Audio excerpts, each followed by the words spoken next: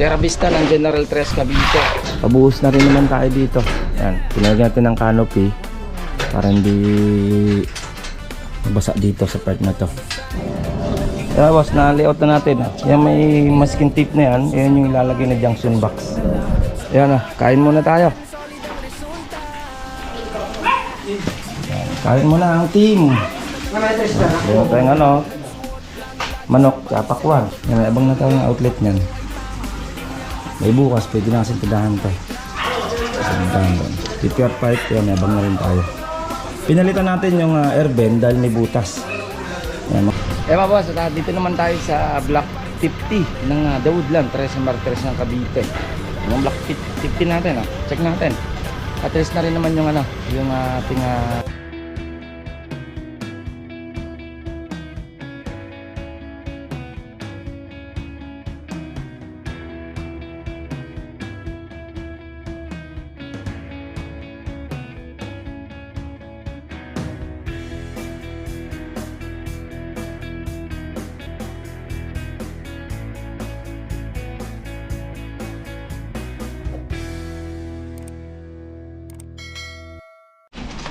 boss, good morning, good morning. Terra Vista ng General Tres Cavite. Bubuhusan tayo ng ating extension na slab dito sa sa likod lang. Yan, 8 square meter. Okay, at check natin to, and check na rin natin yung The Woodland, Tres Martires ng Cavite. Let's go. Ayan at pabuhos na rin naman tayo dito. Yan, pinagyan natin ng canopy para hindi basa dito sa part na to. Pwede namang bakbakin kung kinakailangan. Canopy lang naman yan. And then kahit pa paano may umulan, safety naman dito. Pero kung hindi na pinalagyan ng close knit line dito, check natin. Ayan, pinadala natin ng mga gamit natin dito. Ayan, mapansin nyo, yan yung mga ating mga tubo, scaffolding, chorin jack dito na. Tapos yan, okay na rin naman dito. Tambak ng natin, tukod na. Sa soaring jack pa lang, safety na sa soaring jack. Hindi na basta-basta magagalaw. Yan, okay, check natin sa second floor. Kailangan mabuhusan natin ito ngayong bago magmahal na araw. Para tigas na siya sa sunod na pagbalik natin. Kaya next week natin second floor. Kompleto na rin naman yung material dito ng team.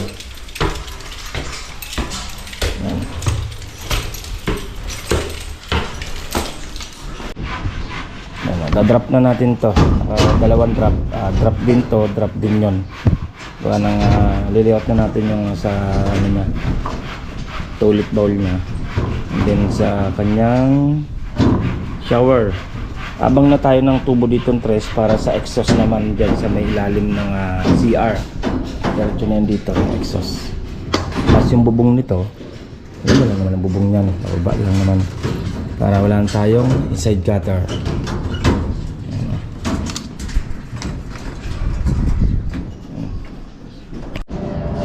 Yeah, boss, na-layout na natin. Yan, may masking tape na yan. Yan yung ilalagay na junction box. Drawing na rin naman natin ang layout ng outlet, switch. Yan. Then dito naman, yan, yung lang naman dating junction box, floor drain, and then yung kanyang toilet bowl naman. Okay. Yung pinto naman yan, dito naman ang pastang bukas ng pinto yan. Malawak-lawak na. Siyempre yung floor drain yan, tulad sa ibang project, nandun talaga yan, laboratory. Doon. Tapos to, hindi malawak-lawak na yung nagalawan nila dito sa kanilang shower. Shower area. Okay. Yan, start na tayo para sa ating buhos. Hindi natin dinala yung ready mix dahil maliit lang naman to. Nasa 8 square meter lang naman. Yan, mano-mano na lang naman. And then yan. Tapos na. Para tapos ang ondas, matigas na. Babakasyon muna yung mga team. Maliit lang naman yan, yung mismong likod lang. Then naglabas lang tayo ng canopy. Ayan kain muna tayo. Kain mo na ang team.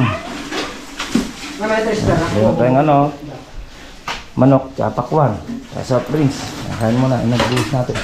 Huwag natin sa second floor. Tapos na rin pala nila, binakbakan lang nila ng 3 oras. Parang 3 oras pala nila. Alas 11 pa lang naman eh. Tapos na, 8 square meter lang naman yan. Okay na, may abang na tayong outlet nyan. May bukas, pwede na kasing tindahan to. Tindahan doon. PPR pipe, yan, may abang na rin tayo. Pinalitan natin yung air vent dahil may butas. Yan, maganda yung walang butas yung air vent. Yung pasingawan sa CR yan. Yan, tapos na. Binakbakan lang ng 3 oras. 3 lang bumakbak. Yun na lang pala, kanopin na lang. Nakakbakan nyo. Okay. Kain mo na, kain. Kain.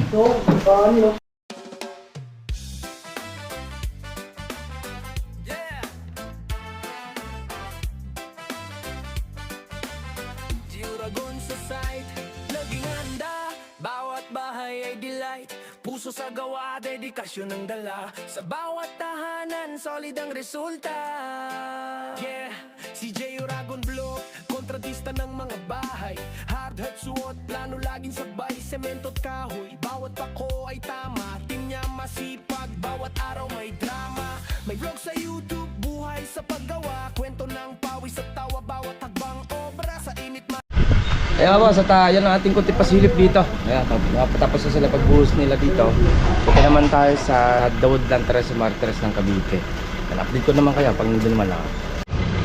Kaya boss, at dito naman tayo sa block 50 ng Dawoodland Tres Martires ng Cavite. Yung block 50 natin, check natin. At least na rin naman yung yung ating hagdan. And then primer na sa contour. Kunti pasilip tayo, block 50 ng Woodland, Tres Martires ng Cavite. Ayan Cavite project tayo. Ang Woodland, Tres Martires ng Cavite. Ito, nataas na rin naman yung ating ground floor. Liliyan na yung wall natin para mamasiyahan. Yan to, talis na rin yung ating hagdan. Nataas na. Okay, pataka lang itong masilya. Yung ating dito naman sa ayos na. Check natin ito. Kasya. Ayos na tayo sa ating wow! Sa hagdan. Dito naman sa yan, primer na tayo. Ito yung isang gagawin nilang room. Ito yung master bedroom. Master bedroom natin. Puting-puti na. Yan, final na kulay na lang. Kulang ito. Final na kulay. Okay. Natin na konting pasilip dito. Kaya next week o pagkatapos man na araw, dali na natin yung kulay para dito. Na kulay nito. Okay.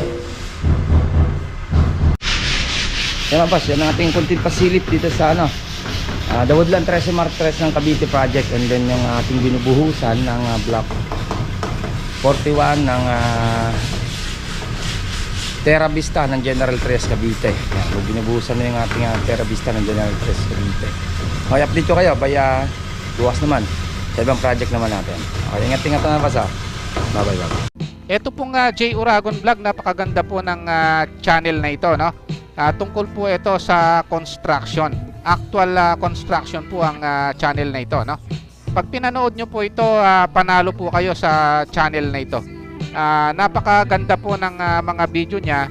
Lalo na pong magaganda, no, yung mga iba't ibang design niya. Kakaiba po yung mga iba't ibang design niya sa mga kisame. Subukan nyo pong panoorin J. Uragon Vlog na ito. Matutuwa po kayo pag pinanood nyo po yung mga video niya. Maraming salamat po.